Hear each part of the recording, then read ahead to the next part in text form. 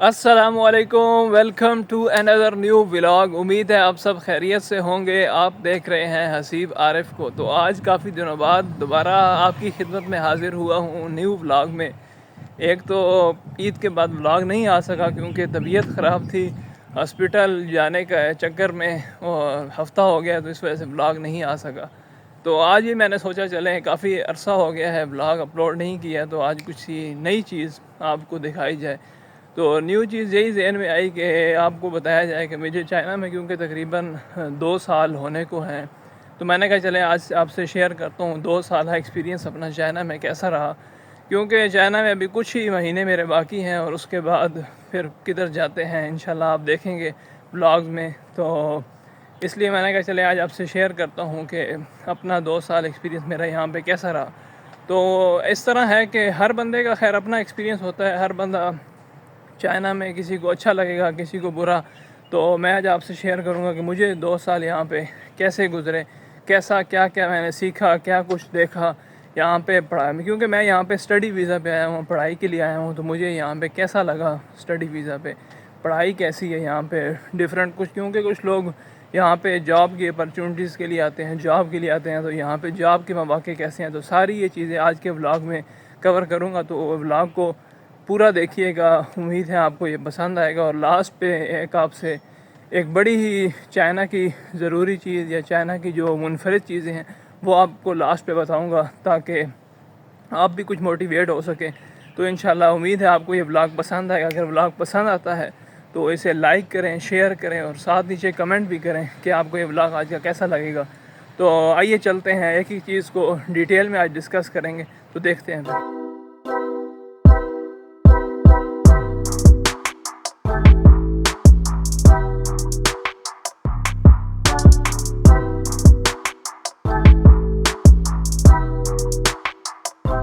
हाँ, तो number one जो सबसे ही बेहतरीन बात मुझे चाइना में लगी है वो ये है कि China is the safest country. China बड़ा ही सेफ़ कंट्री है। यहाँ पे किसी किस्म का क्राइम मैंने आज तक नहीं देखा अपने 2 साल के इस एक्सपीरियंस में। जहाँ तक मुझे 2 साल का अरसा हो गया और अपने नज़दीक मैंने ना किसी फॉरनर को के साथ कोई क्राइम देखा है। जैसे आप देखते हैं, आप सुनते होंगे यूरोप में या बाकी कंट्रीज़ में स्ट्रीट क्राइम वगैरह होते हैं और बाकी चीज़ें, लेकिन चाइना में बिल्कुल किसी किस्म का, मैं कहता हूँ 0% क्राइम है। ना आपको ये डर होता है कि मैं रात के इस वक्त बाहर निकल रहा हूँ, मुझसे कोई चीज़ मोबाइल वगैरह स्नैचिंग हो जाएगी, ऐसा यहाँ पे बिल्कुल भी नहीं है। क्या ही ख़वातीन के लिए, क्या ही मर्दों के लिए, क्या ही बिजनेसमैन के लिए, मेरे ख्याल से दुनिया में सबसे जो सेफेस्ट कंट्री अगर देखा जाए तो चाइना होगा, अगर मैं अपने एक्सपीरियंस के मुताबिक आपको बताऊँ। क्योंकि यहाँ पे एक तो ये है कि हर चीज़ को इन्होंने इतना वेल मैनेज किया हुआ है, हर चीज़ इतनी वेल मैनेज है कि यहाँ पे किसी किस्म का डर ही नहीं होता है। हर बंदा बहुत ही अपनी इजी लाइफ गुजार रहा है, किसी को किसी से गर्ज नहीं है, हर बंदा अपनी वे में एक चल रहा है। और इसलिए यहाँ पे हर चीज़ ही इतनी ऑर्डरली है कि इंसान को मज़ा आ जाता है यहाँ पे। और मैं आपको एक वाक़या भी सुनाता हूँ इसी से, कि मैं जब पहली दफ़ा चाइना में आया तो कुछ दोस्त मुझे एयरपोर्ट लेने के लिए आए हुए थे। तो सामान मैंने बाहर टैक्सी के पास रखा, तो मैंने उन्हें कहा कि इस सामान को पहले कहीं पे रखते हैं, ताकि उन्होंने कहा कहीं जाते हैं हम पानी वगैरह पहले पी लेते हैं, खाना वगैरह खाते हैं। तो मैंने कहा नहीं, पहले सामान को कहीं पे ठिकाने लगाते हैं, ऐसा ना हो कोई पीछे से सामान ही उठा के ले जाए। तो उसने वहाँ पे मुझे कहा कि ये ऐसा कंट्री है कि यहाँ पे अगर आप सामान महीने भी आपका रोड के ऊपर कोई पड़ा रहे तो कोई भी इसको आपका सामान को हाथ नहीं लगाएगा। तो मुझे वहाँ से अंदाज़ा हुआ कि कितना ही ये सेफ़ कंट्री है। तो मेरे ख़्याल से चाइना जो है बाकी कंट्रीज़ के निस्बत बहुत ही सेफ़ है।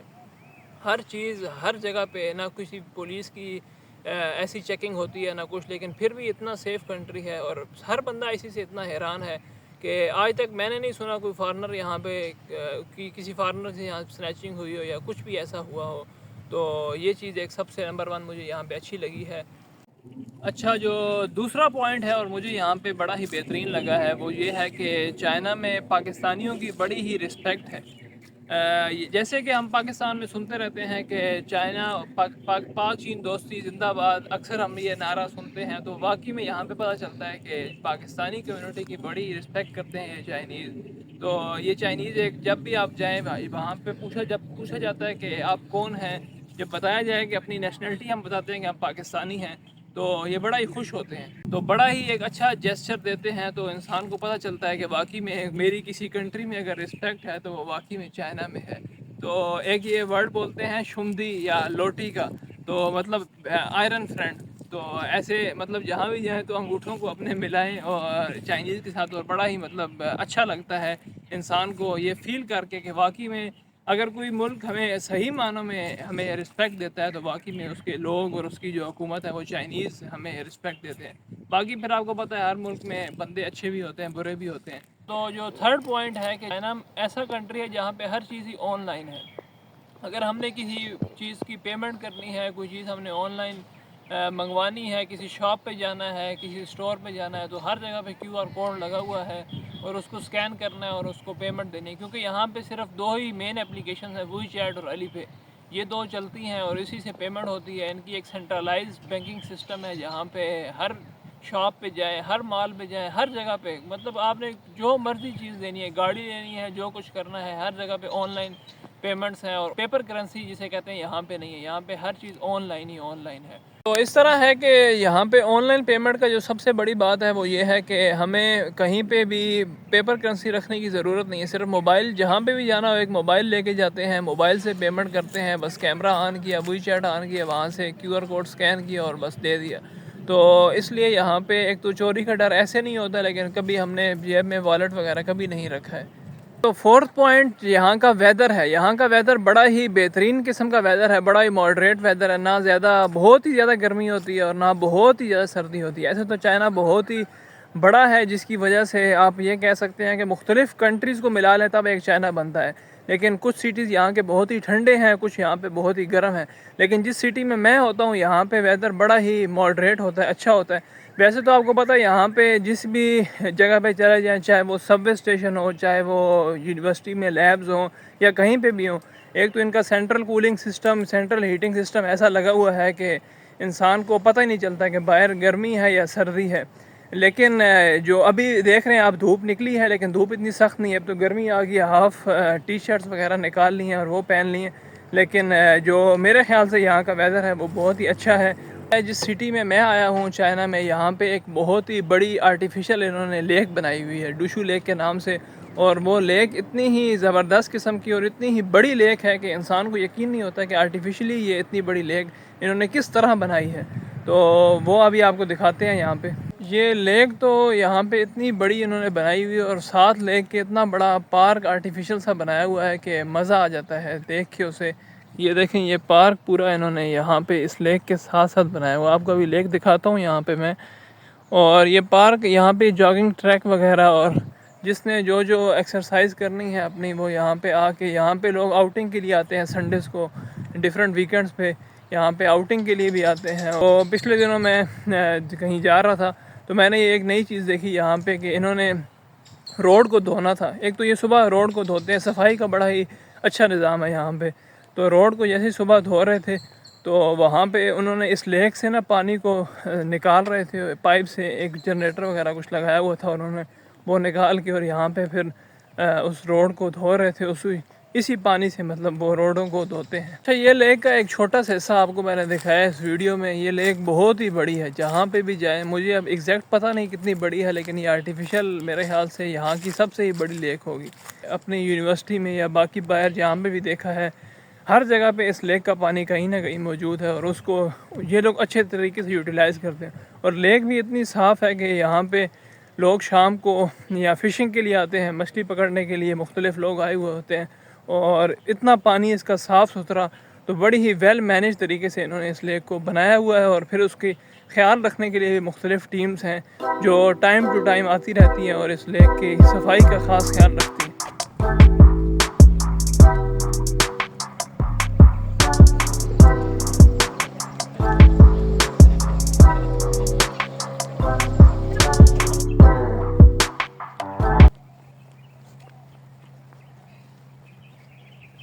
जी हाँ, तो यहाँ पे जो फिफ्थ पॉइंट है वो ये है कि इंश्योरेंस का।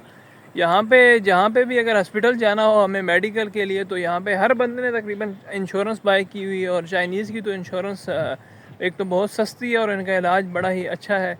लेकिन हम फॉरेनर्स के लिए भी यहाँ पे इंश्योरेंस है और इंश्योरेंस हम ले के जब भी हॉस्पिटल इलाज के लिए जाते हैं, अब पीछे मैं हफ्ता एक बीमार था, तो अगर आप इन पेशेंट जाएँ, मतलब आपको हॉस्पिटल में एडमिट कर लें, तो वो आपको पैसे रिफ़ंड हो जाते हैं। 85% रिफ़ंड होते हैं, 15% उसमें से कटिंग हो जाती है। लेकिन फिर भी अच्छा है कि बहुत सा जो मेजर आपकी अगर सर्जरी वगैरह हो, तो वो आपको ये पैसे रिफ़ंड कर सकते हैं। और नेक्स्ट जो हमारे पास 6 पॉइंट है वो ये है कि यहाँ पे every class can survive. Her class का तबका, मतलब अगर कोई मिडिल क्लास है, कोई लोअर क्लास से है, कोई अमीर है, तो यहाँ पे हर क्लास का बंदा सर्वाइव कर सकता है। मतलब हर चीज़ आपको सस्ते दामों में मिल जाती है। हर ब्रांड की चीज़ अगर लेनी है वो भी मिल जाएगी। अगर आपने कोई चीज़ बहुत ही सस्ती लेनी है वो भी मिल जाएगी। मिसाल के तौर पे किसी मॉल पे आप जाते हैं, वहाँ पे खाना या कोई कपड़े बहुत ही महंगे हैं, तो साथ ही आपको सस्ते का ऑप्शन भी है। आप ऑनलाइन वगैरह ऑर्डर कर सकते हैं। यहाँ पे ऑनलाइन बहुत ही सस्ती चीज़ें मिल सकती हैं। अगर आपने कोई शर्ट लेनी है, अच्छी ब्रांड की शर्ट लेनी है, तो आपको महंगी से महंगी शर्ट भी मिलेगी। लेकिन अगर आपने कोई सस्ती चीज़ लेनी है, आप ऑनलाइन या किसी भी और छोटे शॉपिंग मॉल में चले जाएँ, जैसे पाकिस्तान में राजा बाज़ार है, ये समझ लें, पिंडी में, तो यहाँ पे उस तरह का एक सिस्टम है कि आपको सस्ती से सस्ती चीज़ और महंगी से महंगी तरीन चीज़ भी मिल सकती है और इजीली अवेलेबल है।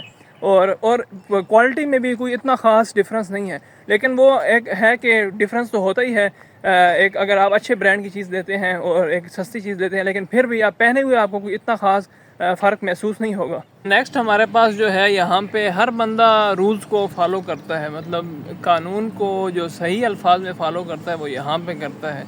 तो मैं अभी ये बाइक पे बैठा हूँ और यहाँ पे छोटा रोड हो चाहे बड़ा हो, ये बहुत छोटा रोड है, ये सिग्नल अभी देखें बंद है।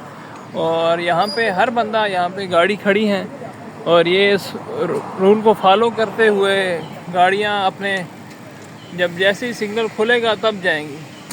तो ये चीज़ है कि यहाँ पे ये चीज़ बड़ी अच्छी लगी है कि हर बंदा रूल्स को फॉलो करता है। यहाँ पे हमारे पास सिग्नल बंद है और ये खुलेगा तो तब ये गाड़ियाँ यहाँ से निकलेंगी। तो ये अभी हम जा रहे हैं। तो ये आपको दिखाने का ये मकसद है कि यहाँ पे ऐसा नहीं है कि कोई भी बंदा ये रोड को, इसको रूल्स को ना फॉलो करे और निकल जाए। तो ऐसा यही है कि यहाँ पे हर बंदा ही जो भी है, चाहे वो अमीर है चाहे गरीब है, वो इस रूल्स को फॉलो करे। क्योंकि एक तो यहाँ पे हर जगह पे कैमरास लगे हुए हैं। पुलिस नहीं होती है, ट्रैफिक पुलिस नहीं होती है, लेकिन कैमरास होते हैं।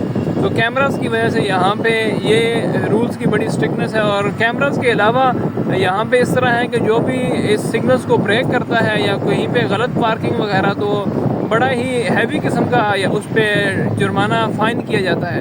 तो इतना वो जुर्माना इतना ज़्यादा होता है कि अक्सर लोगों की एक तनख्वाह उसमें निकल जाती है। मतलब तकरीबन 10,000 15,000 युआन के करीब यहाँ पे जुर्माना किया जाता है। तो जी हाँ दोस्तों, एडवांटेजेस तो आपने मेरे मुंह से सुन ही लिए सारे, लेकिन अब इस तरह है कि आपको कुछ चाइना के साइड इफ़ेक्ट्स, कुछ डिसएडवांटेजेस भी बताता हूँ। एक तो ये सबसे बड़ा डिसएडवांटेज जो मुझे लगा है अभी तक जो इन 2 सालों में, वो एक तो ये लगा है कि चाइना में पीआरशिप लेना या परमानेंट रेजिडेंस या जिसे आप कहते हैं पासपोर्ट लेना, वो बड़ा ही मुश्किल काम है। यहाँ पे अगर आप 14 साल 15 साल 20 साल भी गुजार दें, तो उसके बाद आपको, अगर आप शादी भी कर लें, कुछ केसेस में आपको मिल जाती है पीआरशिप, लेकिन कुछ केसेस में नहीं मिलती है। लेकिन क्योंकि मैं स्टूडेंट वीज़ा पे हूँ, लेकिन अगर मैं यहाँ पे स्टडी के लिए 10 साल भी लगा दूँ, तो उसके बाद मुझे पीआरशिप नहीं मिलेगी। मतलब मुझे यहाँ पे कोई सिटीज़न का राइट नहीं मिलता है। तो मेरे ख्याल से ये सबसे ही बड़ा यहाँ का डिसएडवांटेज है। जो सेकंड डिसएडवांटेज मुझे अभी तक लगा है वो ये है कि यहाँ पे मॉस्क, मस्जिद बड़ी दूर है। एक तो हम जुम्मा पढ़ने के लिए सिर्फ जाते हैं, और यहाँ पे पब्लिक ट्रांसपोर्ट पे अगर जाना पड़ जाए हमें, एक तो यहाँ पे ज़्यादातर चलती पब्लिक ट्रांसपोर्ट ही है। हर बंदा पब्लिक ट्रांसपोर्ट को ही प्रेफर करता है, क्योंकि यहाँ पे सब स्टूडेंट्स हैं, हर किसी ने गाड़ी वगैरह तो नहीं रखी हुई है। तो लेकिन जुम्मा अगर पढ़ने जाना पड़ जाए हमें, तो यहाँ से मस्जिद तकरीबन 16 से 17 किलोमीटर दूर है। तो ये एक सबसे बड़ा मुझे डिसएडवांटेज लगा। और पूरे इतने बड़े सिटी में सिर्फ एक ही मस्जिद है। बड़ा सिटी है और उसमें एक ही मस्जिद है, और वो भी इतनी दूर। और फिर यहाँ पे स्केड्यूल भी इतना बिजी होता है कि उसमें टाइम निकालना, क्योंकि आपको पता है कि नॉन मुस्लिम सिटी है और उसमें स्टूडेंट्स के लिए टाइम निकालना बहुत ही मुश्किल होता है। और फिर जुम्मे के लिए जाना और उसको मैनेज करना, और फिर वो टाइम भी इतना लगता है, मतलब जाने में भी हमें तकरीबन घंटा लगता है और वापस आने में भी घंटा लगता है। तो लेकिन ये सिर्फ इस सिटी की बात है। बाकी कुछ सिटीज़ ऐसे हैं जहाँ पे मस्जिदें बहुत नज़दीक हैं और काफ़ी सारी हैं यहाँ पे। लेकिन इस सिटी में, जहाँ पे मैं हूँ, शंघाई के करीब, यहाँ पे सिर्फ एक ही मस्जिद है और वो भी सूजो में, और वो भी हमसे काफ़ी दूर है, लेकिन कुछ जगहों से ऐसी है कि वो नज़दीक होगी। तो नेक्स्ट दोस्तों, जो मुझे 2 सालों में यहाँ पे जो तीसरा बड़ा डिसएडवांटेज लगा है वो ये है कि यहाँ पे लैंग्वेज बैरियर इतना बड़ा है कि मैं कहता हूँ कि उसे क्रॉस करना मेरे लिए तो 2 सालों में मुमकिन नहीं हो सका है। हाँ, जो लोग यहाँ पे पहले चाइनीज़ लैंग्वेज पढ़ते हैं उनके लिए तो बहुत इजी होता है, लेकिन मुझ जैसे बंदे के लिए जो साइंस का स्टूडेंट हो और लैब का स्टूडेंट हो, उसके लिए यहाँ की लैंग्वेज को समझना, बोलना, लिखना, पढ़ना बहुत ही मुश्किल काम है। लेकिन जिस सिटी में मैं हूँ यहाँ पे ये है कि अभी इंग्लिश बहुत ही ज़्यादा यूज़ ये लोग ख़ुद करते हैं इनके किंडरगार्टन स्कूल में और बाकी स्कूल में, तो इन्हें कुछ हद तक इंग्लिश के लफ्ज़ आते हैं। लेकिन बाकी अगर आप छोटे सिटीज़ में चले जाएँ, वहाँ पे लैंग्वेज बैरियर बहुत ही बड़ा है, तो लोगों को काफ़ी मुश्किलात होती हैं लैंग्वेज में। हाँ, ये है कि जिन लोगों को ये मुश्किल वो क्रॉस कर लेते हैं उनके लिए, लेकिन ये है कि फिर बहुत ही ईजी होता है यहाँ पे रहना, फिर क्योंकि जॉब्स करना और फिर बिज़नेस की अपॉर्चुनिटी यहाँ पे फिर बहुत ही ज़्यादा मिलती हैं।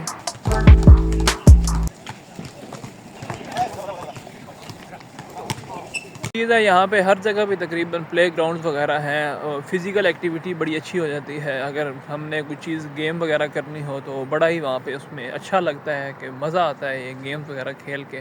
तो मैंने ख़ुद यहाँ पे काफ़ी सारी चीज़ों को ज्वाइन किया, फ़ुटबॉल को ज्वाइन किया है। हमारी पाकिस्तानी कम्युनिटी है वो क्रिकेट खेलती है इसी ग्राउंड में, जो पीछे आपको ग्राउंड अभी ब्लैक नज़र आ रहा होगा रात को, तो इसी में खेलती है। लेकिन कभी कभी मसले होते हैं तो ज़्यादातर हम फ़ुटबॉल को ही प्रेफर करते हैं, फ़ुटबॉल ज़्यादातर खेलते हैं। तो ये भी एक चीज़ यहाँ पे बड़ी ही बेहतरीन किस्म की बहुत ही अच्छी चीज़ है यहाँ पे ये वाली एक।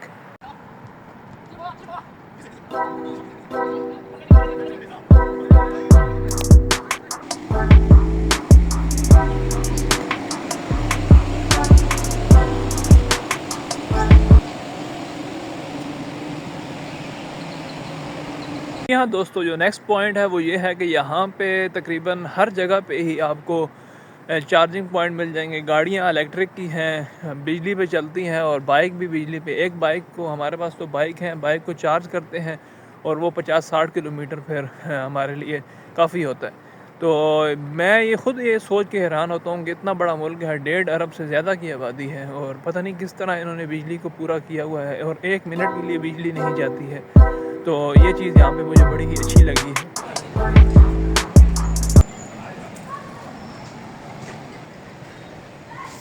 दोस्तों, हम आ गए हैं इसहाक भाई के पास। तो मैंने कहा चाइना ज़्यादा लगाई हुई है, आपको दिखाएं यहाँ पे खाना फिर कैसे खाते हैं। तो यहाँ पे मुस्लिम रेस्टोरेंट्स हैं, वहाँ पे आए हैं तो खाना आपको दिखाते हैं ये क्यों इतने स्मार्ट होते हैं। ये मुस्लिम रेस्टोरेंट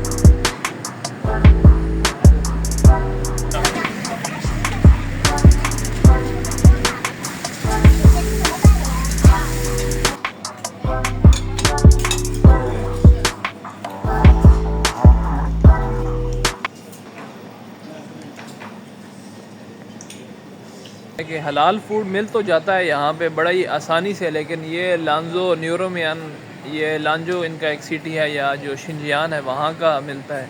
बाकी और भी हलाल चीज़ें हमें ऑनलाइन वगैरह मिल जाती हैं, या अगर हम नमाज़ पढ़ने जब जाते हैं तो वहाँ से मटन बीफ लेके आ जाते हैं इकट्ठा। तो ये एक फ़ायदा है चाइना का, मतलब आपको हर चीज़ तकरीबन आपको मिल जाती है और आसानी से ही मिल जाती है।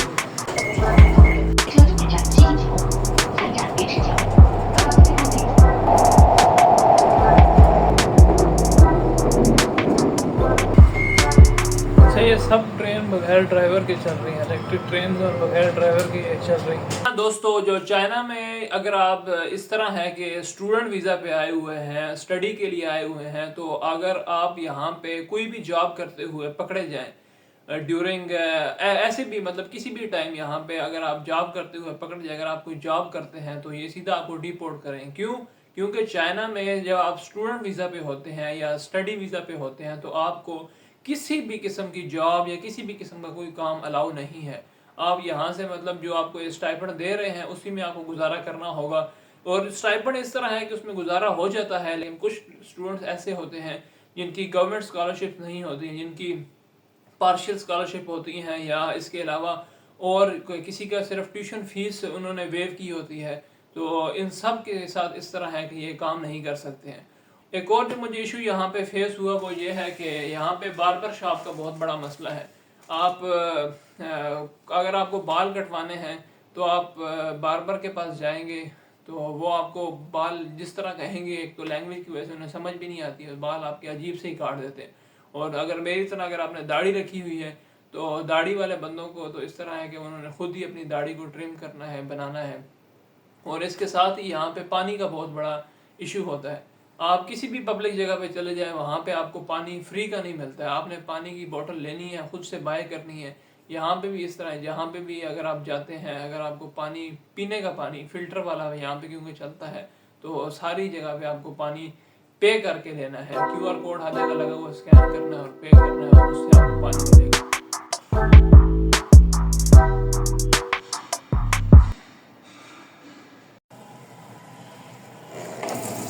तो जो वीडियो के शुरू में मैंने आपको बताया था कि आपको मैं लास्ट में एक ऐसी चीज़ बताऊंगा जिससे आप चाइना आने के लिए मोटिवेट हो सकते हैं, अगर आपको आना है यहाँ पे पढ़ाई करनी है।